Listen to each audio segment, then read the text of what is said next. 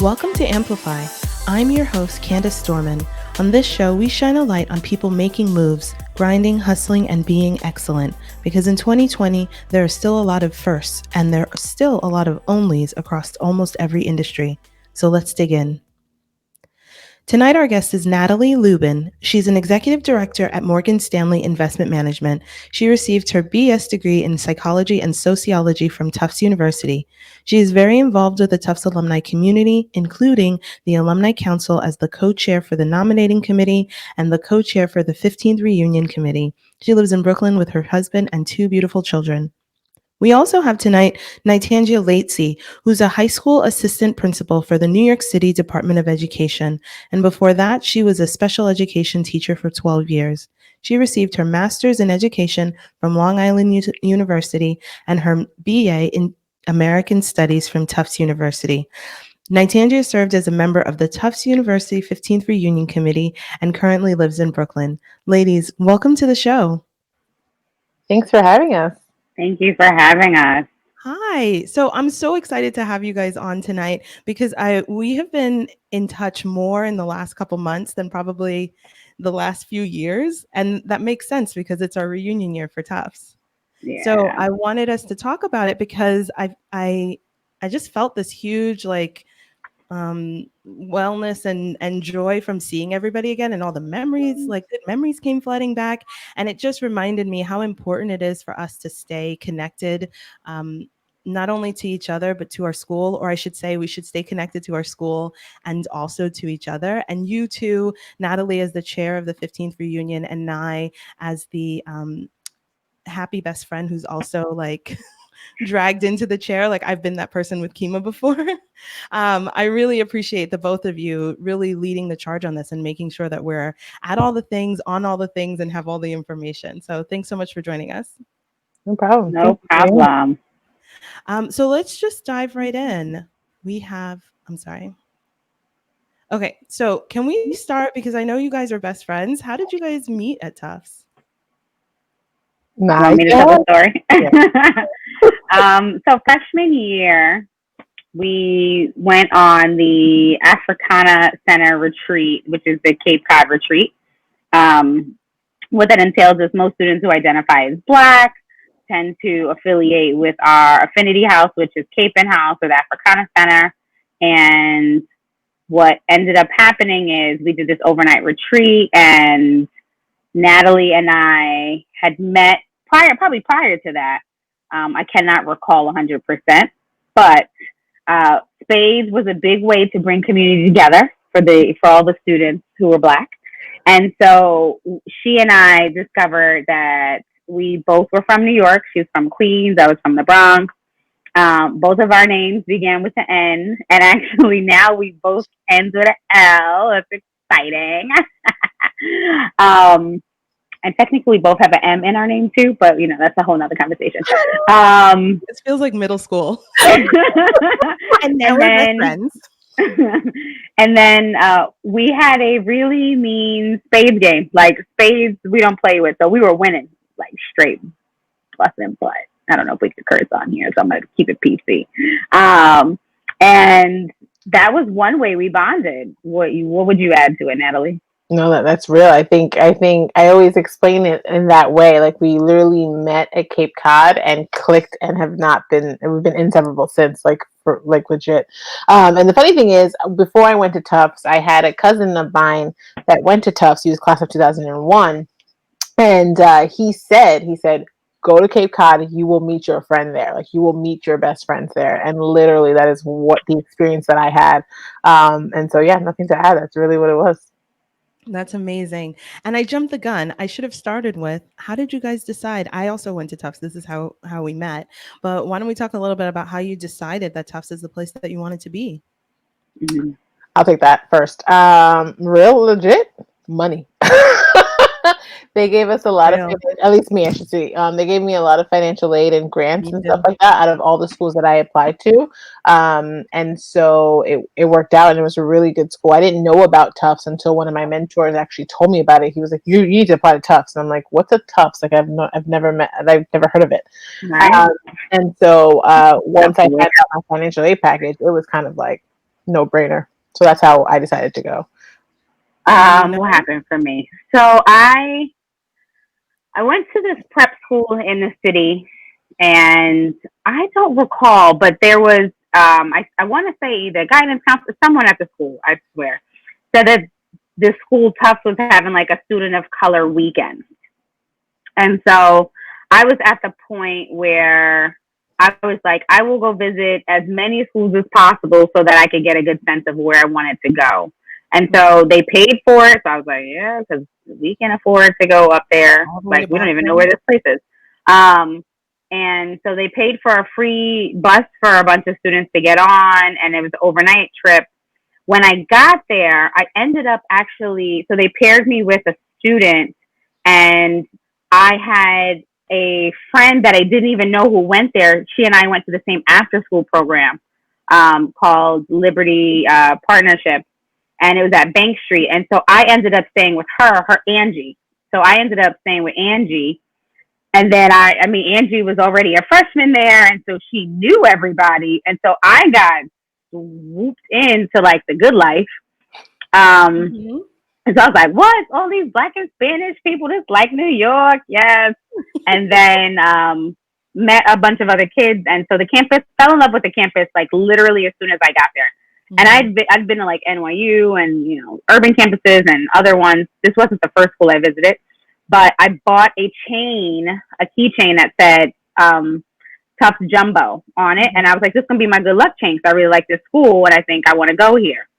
And then when all the financial aid packages came in, yep, that money was real nice. But it Yeah. already helped that I liked the school and I really wanted to get in. And Mhm. then the money made it like, oh, this was an easy choice. Like they Mhm. knew that I belonged there, clearly. And I so that's how I ended up going. I'm so impressed with these stories because it sounds very similar to mine, right? The I forget what that weekend was called. We just talked about it the other night. Scope? Yep. Scope weekend. Yeah. Yep. It's just making me think that Tufts was doing it, right? Back in 2001, 2000 was, and I think they were doing it even more in 2001 because our class is way bigger in terms of black and brown students. I think we Mm-hmm. had the largest number of black and brown students in our class for the whole time that we were there. Yep. And you know, this conversation, I mean, you can't talk about one without the other, but you know, people like to make you think that you're only there because of the color of your skin, right? We actually had to pass the test. We actually had to be the smartest people around, right? Like there was no free pass for us. But Mm-hmm. knowing that there were barriers to entry, right? Knowing that they needed to come and find us, knowing that they needed to provide the bus, knowing that they needed to host a whole weekend to make sure that we felt comfortable Yeah. and supported when we got there so that we would want to be in the space. You know, we can talk about whether that extended once we actually got there, but knowing that they really put that much effort into making sure that we felt wanted and like needed to be a part of this community, right? To make the Tufts culture what it is, they needed us. And like I'm just really super impressed with them. I didn't think about it that way until hearing your stories just now. Yeah. Uh, so I just want to make sure that we circle back and I think I kind of said this at the beginning, but the whole point of this conversation is we're talking about maintaining and building and nurturing community. And right now, we all know that there's, you know, lots and lots of unrest going on right now. And and so it's important. It's important to have people that you can turn to, people who have shared experiences with you. Tufts is such a formative time of our lives. Can you tell us a little bit about a definitive thing or definitive moment for you when you were at Tufts that made you made you realize you would be connected to this place and these people probably forever? Nath, you want to start? Sure. I think so for me, I don't know if it was one moment. I think I completely enjoyed my 4 years there, like the ups, downs, or whatever. When we came into Tufts, that was our freshman year, 9/11 happened, right? Like literally within 3 weeks of us getting there. And so I think for me, I think that I, because I thoroughly enjoyed my experience there, I kind of semi dedicated myself to ensure that I can do whatever I can to ensure that the people behind me also enjoy some glimpse of that same experience. And so for me, it's really big about giving back to the Africana Center because the funny thing is, I didn't go to a prep school, but I went to St. Francis Prep in Queens. Holla. And so predominantly white institution, right? I've never been in ever a predominantly minority school necessarily. And so I came to Tufts and it's predominantly white naturally, but I gravitated so much to those of the African diaspora. Like in high school, I had white friends, Asian friends, like all across the spectrum. But coming to Tufts, it's just funny. I didn't realize until my mother said it to me while I was graduating. She was like, all your friends are black. And I was like, you right. yeah, that's right. Like I can probably name the amount of non-black friends or people that I knew at Tufts, like truth be told. Um, and so for me, that was defining and a, like you said, it's our formative years. We're eight, like for me, I was 17 when I started, 21 when I graduate. Like that's Natalie growing up. I'm coming of age. And I thoroughly enjoyed it. And so for me, I didn't go to grad school, right? So I haven't been to grad school since then, but that's to me that's my connection, and I can't turn my back on it because it created who I am today. It helped to shape me. And for that I'm really oppressed about and I stress about enabling others to feel that sense of connectivity, to feel that sense of love that I had at Tufts, good, bad, ugly, indifferent. Like I'm not saying it was peachy the entire 4 years. It wasn't. There were difficult times, but ultimately I enjoyed it. And so for me, it's like I want others to feel the same way that when they choose to go there. I think for me, it's not a moment. It's like literally all 4 years. But the big thing for me has always been, anyone who knows me knows that I take relationships to heart. And so from freshman year, there was a clear solidification of how we're building a community. From the Cape Cod trip probably was super impressive. So if you ask a definitive moment, I'd say it was that trip. That trip, I was like, it's so many Black people. This was like insane to me. And I had like, and if I think about like my formative years, I was in a predominantly Black and Latino school, transitioned into predominantly white in 7th grade. So 7th through 12 was predominantly white. But I always, in those spaces, I was just like, they're white people, but I felt different. Like oftentimes I felt different. Like wealth, hanging out with people on Park Avenue, like your parents are never home and your feet are on the couch. What is this? Like my mother would never let this happen. Right. And so here. When I went to Tufts, Scope helped. And I was like, okay, great. So if all these Black people are going, there's going to be a strong Black community. You don't know that, right? Because you can show up somewhere and then you'd be like, where the Black people at? Right. But our class was so big. It seemed so big that we ended up creating an entire world that was Black. Like aside from class, and I don't know anybody from any of my classes, to be honest. Me neither. Which were predominantly white, and there was only 1 to 2 Black people per class. And that's even if you try to take the blackest of Black classes, you are still outnumbered because the numbers are small. And so, with that being said, somehow we created a very Black exclusive community between Cape and House, the Black hole at the cafeterias. We congregated in the campus center around the TV. That's like America's Top Model was out at that time. So all the girls came together and we would just form a circle despite no matter who was watching TV. And then eventually they would move. And now we had the TV and we were like, yeah, this is great. Not that it was intentionally done, but it happened to be that way. But I think we always found a way or a time frame. We'd be like, so campus center, lunch, when are we doing this? Parties. We just did everything collectively as a class.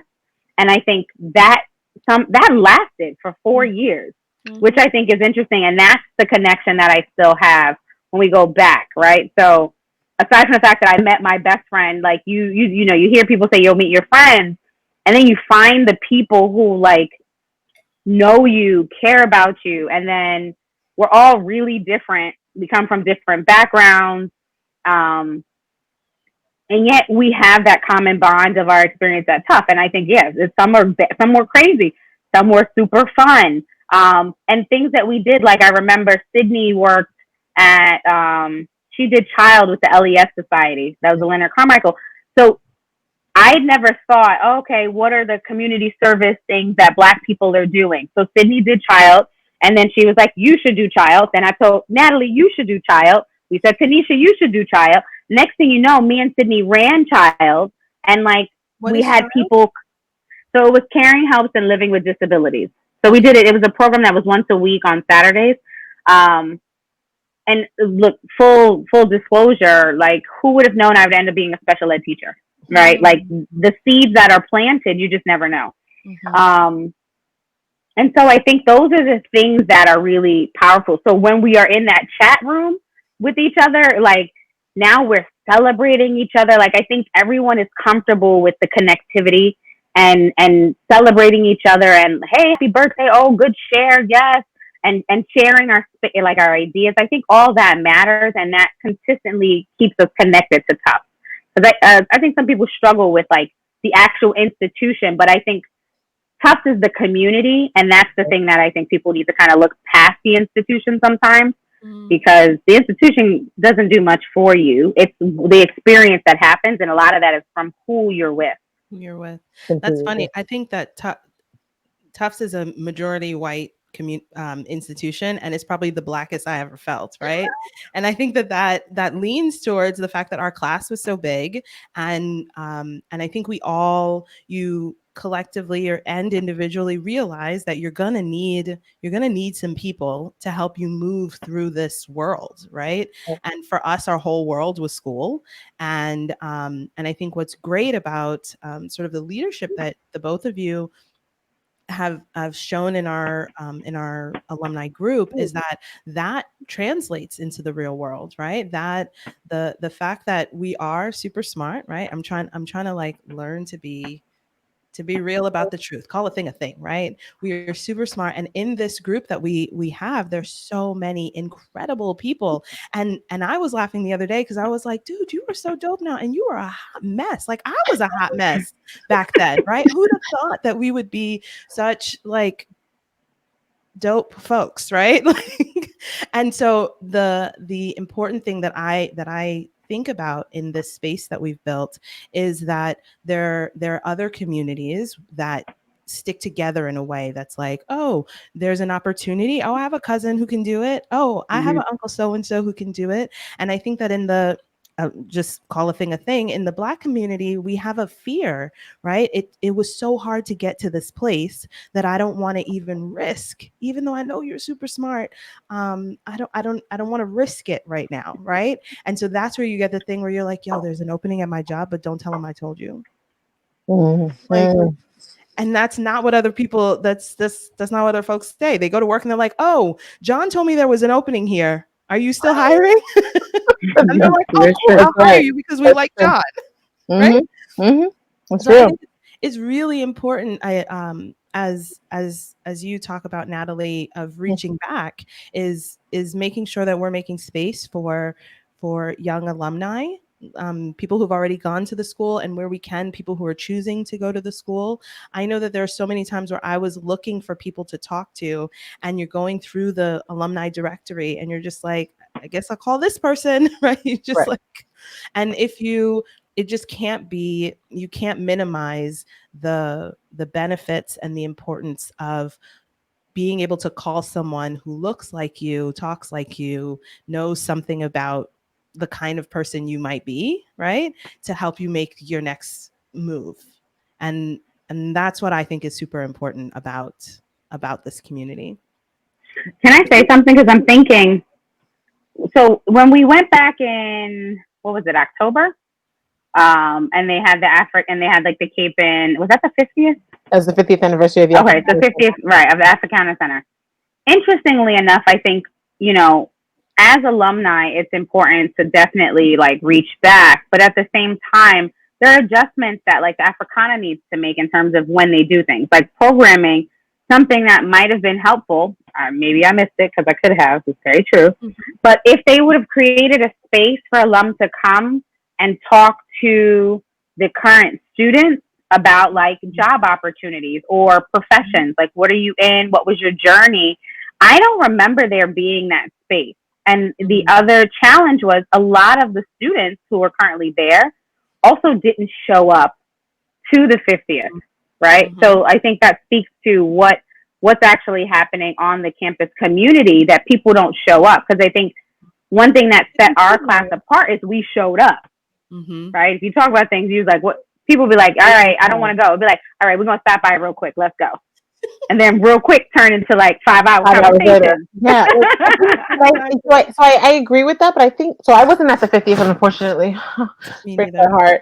But, I think she was inside and like, where were you? I was in Singapore, but we're not. Yeah, I'm so sad. Like, I wanted to be there. Stop it. No, I went for work. So let's not do that. Anyway, but I think I agree with that, and I think that when events happen, like we talked about this at our 15th reunion toast, it's like 05 showed up, like Black Solidarity Day, ASO, PAA, all those different types of events that were happening, right? We showed up.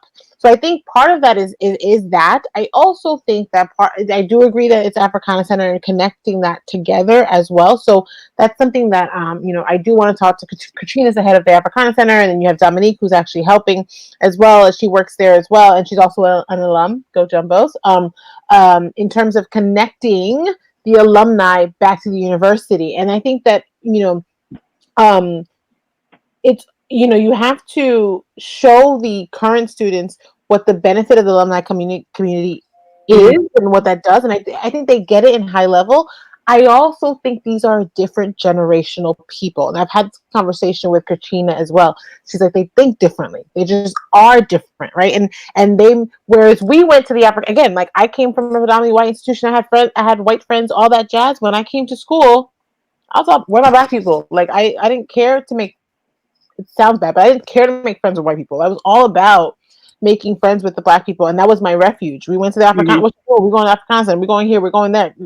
We called Carpenter. Africana Center 2.0. Like all that jazz. So we gravitated to that because that's what we liked. I do think that there is some type of misconnectivity with that current generation, but I think to your point, Nye, it's the job of the Africana Center to bridge that, right? So make the programming available, make whatever. So what I've done informally, and I do plan on bringing the Africana Center into this fold as well, is to create a black book of things that the current alums are doing: real estate agents, teachers, educators, grant writers, like construction, you name it, whatever it is, property management.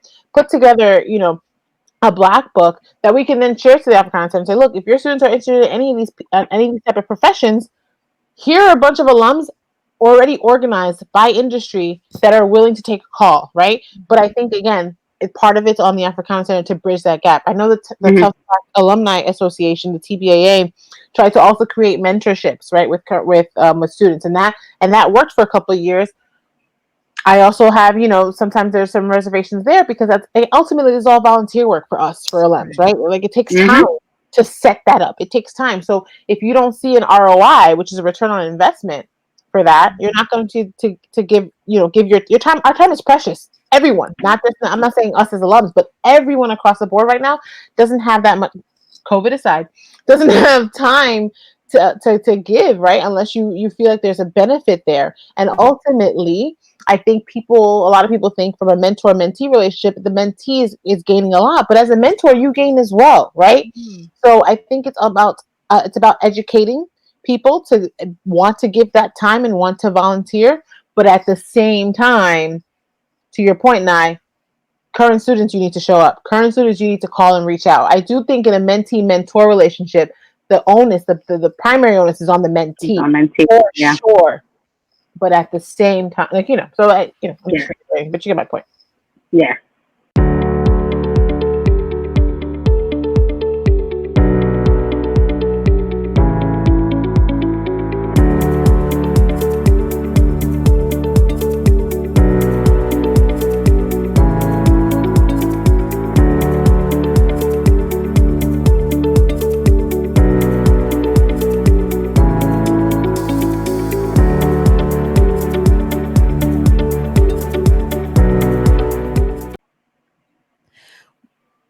I totally agree. I totally hear you. The next thing I wanted to ask you guys about in terms of resources, right, and time, something that James and I were talking about. So I found at Tufts my best friend and my husband. So yay, win! Look at It's those just like resources. jumbos Jumbo everywhere. love, holler. There are actually so many couples in our class. There's so many O5 couples, and my brother and sister-in-law are both Tufts alumni. I mean, it's just you go from never hearing about this school to like this all you know Right. about. But one of the things we've been talking about is in a time where we're thinking about resources, giving back to the school is time and money, right? And we're also thinking about all the different places where we could be giving our money to. What would you say to people who are thinking about, organizations that deserve my money? I may or may not still be paying student loans 15 years later, right? I may have had a challenging experience while I was there, or had a good experience. What do you say to people who are on the fence or via? I don't think we should address people who are vehemently against, because if you're against it, you're just not going to come around. But Right. people who are sort of on the fence about giving back to their school, especially knowing Tufts has a good endowment, you know what I mean? Like all of those things. How do you speak to people who are on the fence about giving back financially to their school as an alum? So if you want to take that first, right? You go for it. So I think first, Tufts is a good endowment. It's not a great endowment. Let's start there. But it's a good endowment. But I think for me personally, like I told you guys, my experience is good, bad, and ugly. I enjoyed my 4 years there, like thoroughly. All of it I take in, and it has made me who I am today. And for that reason, I feel like I need to keep up or help to, pull up the bootstraps of somebody else. And for me, that's the Africana Center. Lisa Coleman was the director during my 4 years there, and she was amazing. And so from that perspective, I feel connected in that way. What is it that you as the Africana Center need in order to give the same sanctuary that I found when I was there? And so that's my connection. So for other people, how I try to make that connection is the same. I try to say, first of all, I don't need you to give $1 million. If you had it, that's great. I'm all for it.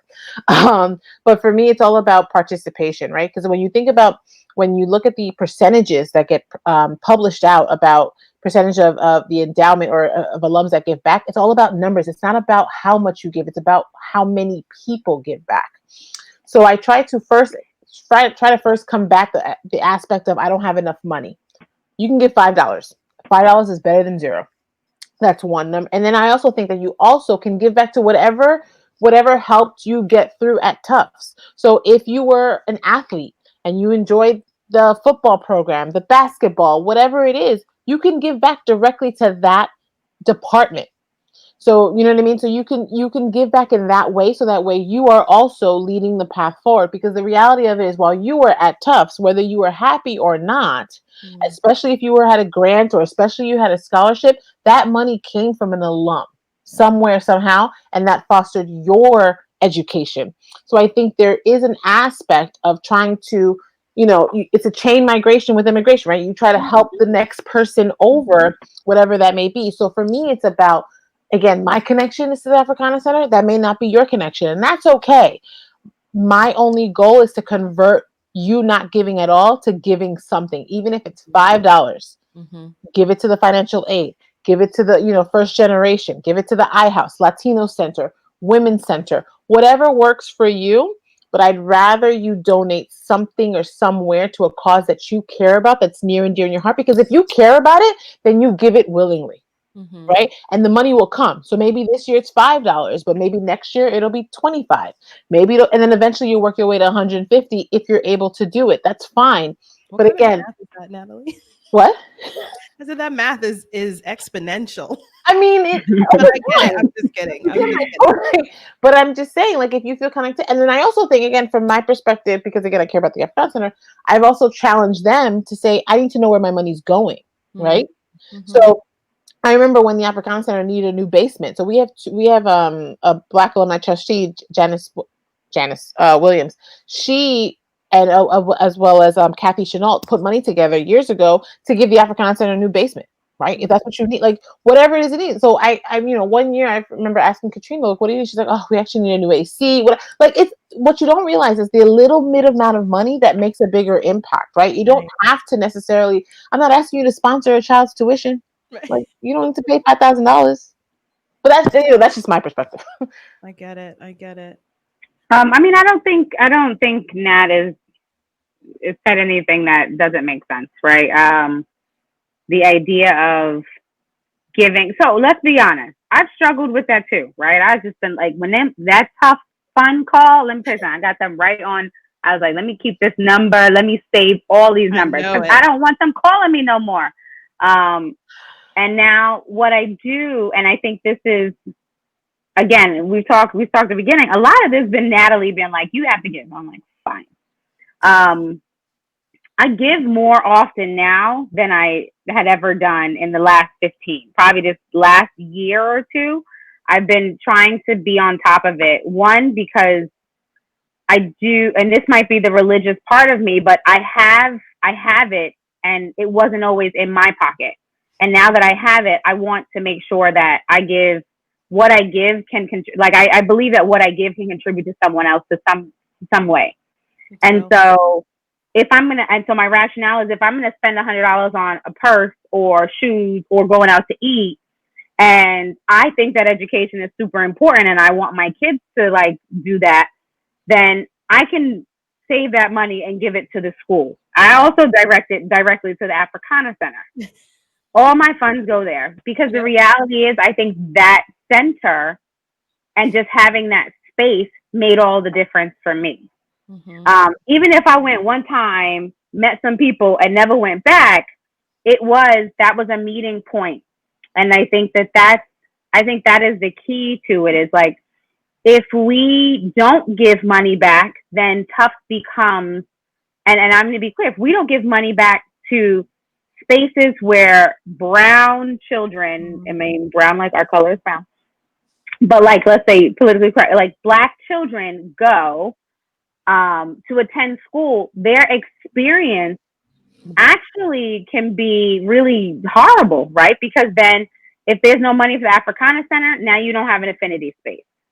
If there's no money that we give, the kids who are intelligent, because I teach at a public school, I think my smart kids who don't get access to opportunities like prep school kids or Catholic school kids or even some charter school kids at this point, they automatically miss on the chance of being challenged.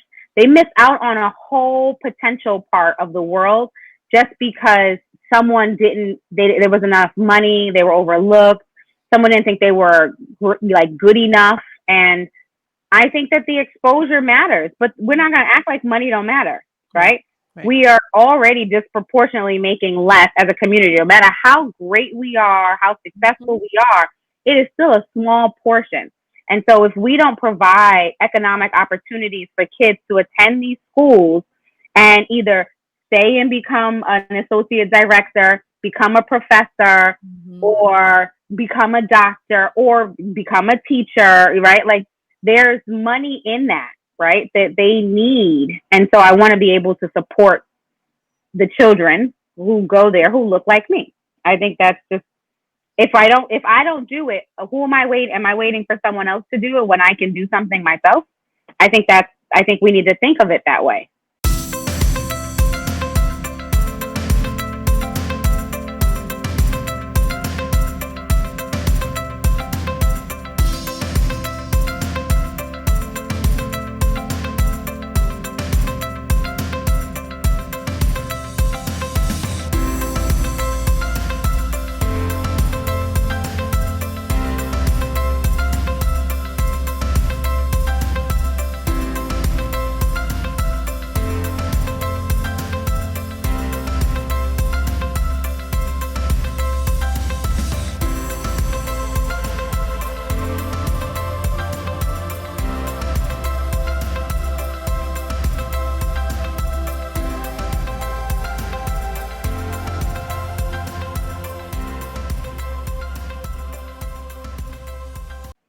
That is so real. I want to take a minute to, I think that everything you guys have said is super important. And in terms of giving back financially, time and energy, all of that is super important. What I want to spend just a little bit of time talking about right now is the people who might think that we don't need the Africana Center or we don't need these kinds of spaces, right? That at maybe they wouldn't say this now, but if we were having this conversation a couple months ago, people might say, "Oh, everything's great.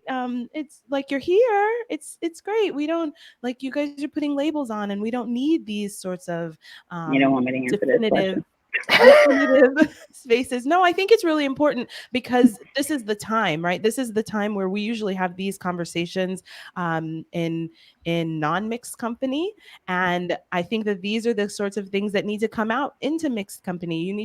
We need to make sure that people know where we're coming from. You know what I mean? And so for people who think, and to be fair, I don't think those people are watching my show, but I think that the people who watch my show know people who think this way, right? That we don't need those spaces anymore, and that we are just creating labels and division where there doesn't need to be any. Can you speak to why we continue to need the Africana Center and why we continue to need to support a place like that, right? I think about the Africana Center needing an air conditioner. I don't think any of the frats need an air conditioner. You know, like I think they're gross and grungy on purpose. You know what I mean? But can we speak a little bit to that? Now you got this first. I So, talk last. you Okay, know, it's okay. It's I important to know speak we're the truth. rotating. So I mean, let's okay. So I think we need to call a spade a spade. Yeah. Who are we referring to as these people? Well, we're thinking about white people. We're thinking about people who Okay, because are. I I you mean, know the answers vary based on who we talking about. So but that's why I need to know who we talk about. I so talk about all of them. I think the fair thing to do, right, is this probably last couple weeks why people have been feeling it this week. So we don't have to harp on them. We don't have to pile on them. I think the that it is important to talk about everyone who thinks because there is a little bit of I I don't even know how to say this, but there are people who are not black, but are people of color who also think we don't need these spaces, right? And that they're we Delusional. talk model minority, we talk, uh, closeness to whiteness, right? Okay, Um, I those got you, kinds girl. of those things matter, right? And so I'm Yep. saying for everyone who's watching this, just people who are not black and don't understand. And what we won't do is talk about black people who don't understand because I don't have time for them right now. Okay, But because I was like, I don't know where we're going with this. So you better tell me where we're going. we're not going there with it. Because But we I'm just know about this people who are already. not black and don't understand why we continue to need these spaces even in 2020. Let's talk about it from the framework of now you know, but 2 weeks ago you didn't know.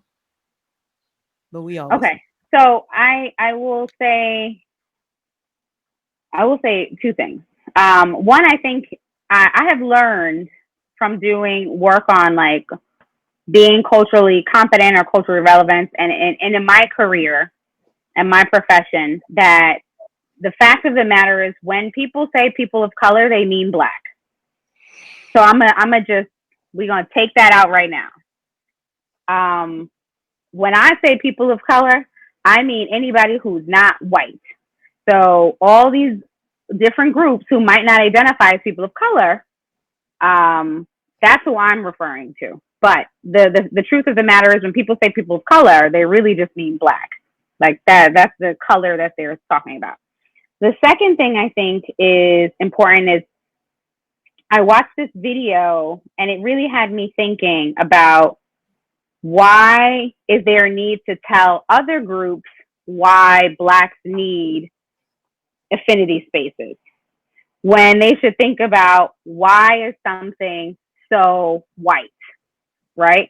So how come there are spaces like if I need to tell someone why there's a need to provide a space that encourages, supports, promotes um, black excellence, as if that's not something that is natural. Um, People still need a space of comfort. And in a world that doesn't look like us, that tends to be what that space represents.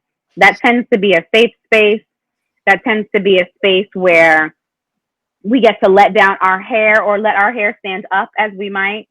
And we don't have to be politically correct, because I think this kind of ties into when we, this, the article's been going around like your black coworkers are not okay, right? Mm-hmm. I don't have to hide my feelings. I don't have to be perceived as angry or overreacting. Like, it's not to say that within our own we don't get into heated discussions, but it doesn't come from someone who has lived an entire life not acknowledging that they don't have to think about any of this.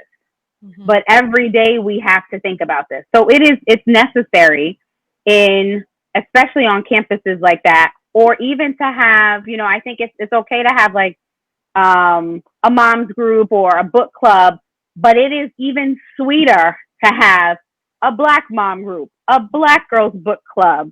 There's something about just being able to see yourself and recognize the differences amongst each and every one of us, Mm-hmm. but know that we often share a lot of similarities in the space. So I am going to talk about real quick these, I'm going to talk about black people who don't see the importance of those, because I don't want any black person to have a negative experience. But the truth of the matter is, people look at your skin color, and just because you felt safe in white spaces or non-black spaces does not mean that people don't talk about you when you're not there, or that they don't say things like, but you're different. You should have a problem with that. If somebody tells you, but you're different from a group that you look like and belong to, that already says they see you differently, right? And so you need to be doing some self-reflection. I mean, I could go on, but I'm going to get off my soapbox. Go ahead, Natalie. Call a thing a thing, right? Yes. We want everybody to know that we calling a thing for everybody, right? We're putting just everybody name on it. notice. Just name it. I think that, and oftentimes we're afraid to name it. Yeah. Right? I have no problem. We might exist as being like, I'm a black woman. I'm a black mother. I'm a black educator. I'm a black this.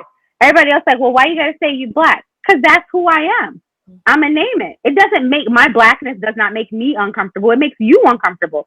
Somehow your whiteness, your Asianness, your Hispanicness, all that makes you uncomfortable. But that don't make me uncomfortable. I know what I think, but you have to tell me who you are. You can't just, I'm a person who bleeds.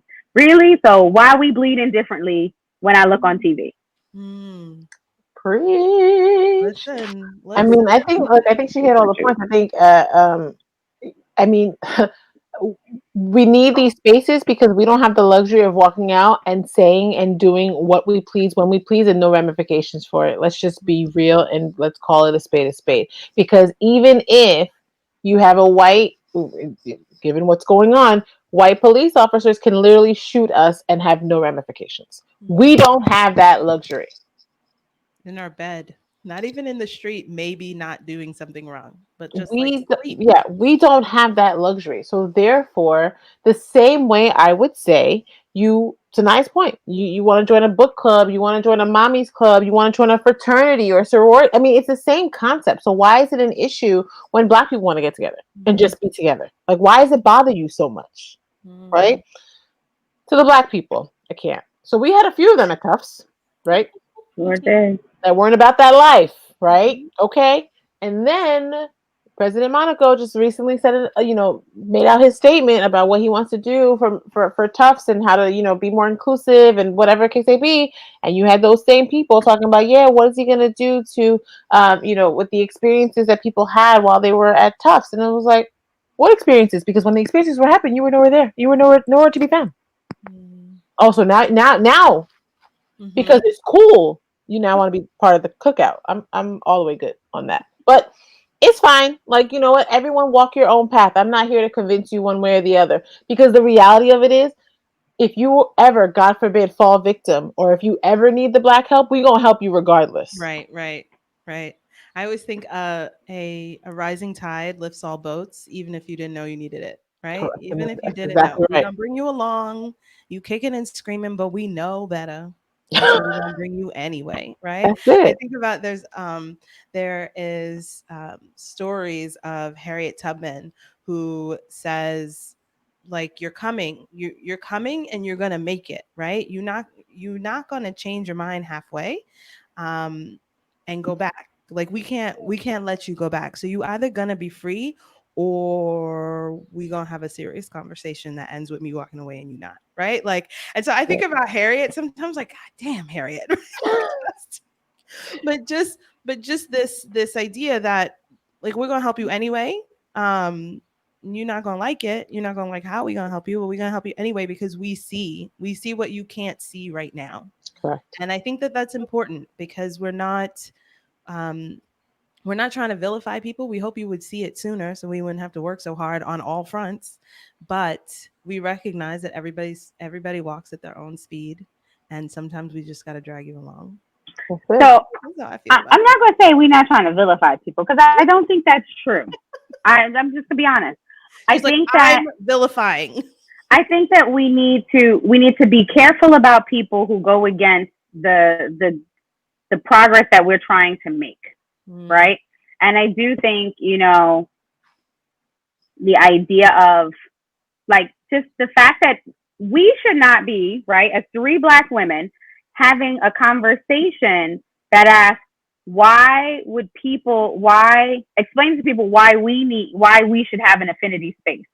mm, Like that's crazy. People should think why don't they have more spaces like this, right? mm, And I think that we spend a lot of time, even in the current climate, trying to help our white counterparts. And I always say there's like, if I'm going to use white women, there's like white women who are called Karen, as we all have, and then there are women who happen to be white. mm, Um, Mm-hmm. and the women who happen to be white, the way in which I envision it, and I have seen it, is they're doing the work amongst themselves. Like, let me check myself. mhm, Let me check my family. And it's not like we need to have more conversations about Black people. mhm, But it's like, let me explain to you as a family member how the fact that you're not, and I had this conversation today, the fact that you don't post anything, right? Because you have that privilege to just kind of go about and post about cats or your turtle or, I took a walk, right? The fact that you are unfazed by this and me telling you that I'm bothered by it and how we need to be better because we're family and you're still unfazed. Like, yeah, go check your family. mhm, Go talk, make sure they're clear about their whiteness and how you could escape and you could do all these things, right? Like, don't don't come and ask me no questions. I'm not the one. You don't need me. You know what the problem is. Go start doing something, right, right. I right? love And so I think that's important. I mhm, do think, but what I will say is what's shifted, at least in the corporate setting. I won't say outside, like I work in corporate America. So I think outside of corporate is different. In corporate setting, what I will say is I think I completely subscribe to the mentality of don't come and ask me to educate you on shit. Like there are books out there that mhm, you can learn about. I mean, you don't need a book, but whatever. 400 years of what this country was founded on, right? So, however, I do think that this time feels different for mm, me. I'm exhausted, but I am cautiously optimistic. And from that regard, I do think if you are going to ask me, then I will tell you, right? From in a corporate setting. Because if mhm, I if this time is truly different and you as a corporation are truly asking me, Natalie, how do I eradicate racism at least within these four walls? And mhm, you're asking me for my opinion, I do myself and those behind me a disservice by not educating you and not giving you my opinion and not telling you what I think are proper steps. mhm, I agree. So, so I will say that I think I've learned that in this instance because I very much subscribe to I'm not teaching you. But at mhm, the same time, for some people, like I mean, take the racism out of it, but we learned our history. we not like Black history, but we learned American history, we learned math, we learned reading by someone teaching you. So I think to a certain extent, it's unfair to then be like, figure it out yourself, right? And I've learned that nuance. I think it's one thing to be lazy. It's one thing to not come to the table prepared with a notebook and a pencil. Like, don't come knocking on my door talking about teach me, and you got nothing. You got no materials, no nothing, right? But if you're coming and you've got a tape recorder, you've got a pencil, you got a notepad, why not use that platform? You're asking me. I'm going to tell you. Mm-hmm. But be ready. Be ready for me to Be expose ready. all of it. Be ready. Right? Like I had this with my coworker. She sent me an email when she reached out to me because she's like, I didn't know what to say. So she reached out to me, whatever. And I explained to her what I was going through. And she came back, yeah, it's similar to like, This being is that. being a white woman, and you have in a room full of a room full of men. I Mm-hmm. replied back and I literally highlighted her statement. And I said, this is problematic. This is what I find problematic in your statement. Like, you totally turn the conversation to you, whereas you're not getting killed for being a woman. Like, Mm. they do not equate them. They are false equivalents, Mm-hmm. right? And so I had a conversation with her today because she's like, "Look, can we have a conversation?" I'm like, "Fine." 45-minute conversation, and she was like, "I was in my feelings when you first responded to me." She goes, "But I needed that, and I got it." She goes, "I was uncomfortable," and she goes, "I needed to be uncomfortable, and I didn't realize." She goes, "That wasn't my intent, Natalie. That wasn't my intent, but understanding from your perspective, I can see why it was completely wrong and shouldn't have been said." She goes, "So I had to Google how to respond to you." But that's someone that's willing to do the work, right? Right, Like, right. so if you're willing to do the work, who am I to shut the door on you? It's true. It's true. I love it. I love it. Well, ladies, it's always a pleasure talking to you. I don't get to talk to you enough, but I am so grateful when I do. I continue to learn so much from you and the group that we have formed, the community that we've built. I'm so impressed by all of us. So thank you so much for taking the time to come on the show and talk about, what started as a thing about alumni relations, basically. And really turned into like We a still really building community. conversation. Huh? I said we still building community. We are still building community, but it's a really important framework. And again, I don't think the people who listen to this are necessary. I mean, I think everybody needs to hear it, and there's some reminders and refreshers that are happening. But I think of my role as emissary, right? As the Black girl who's often in white spaces, as the Black girl who gets lots of phone calls from white people and people who are not Black, like other people of color, asking questions about this time or last time or whatever time is going on. I don't always have all the answers, but I know lots of really cool people and people who think about this in a way that's easy to explain.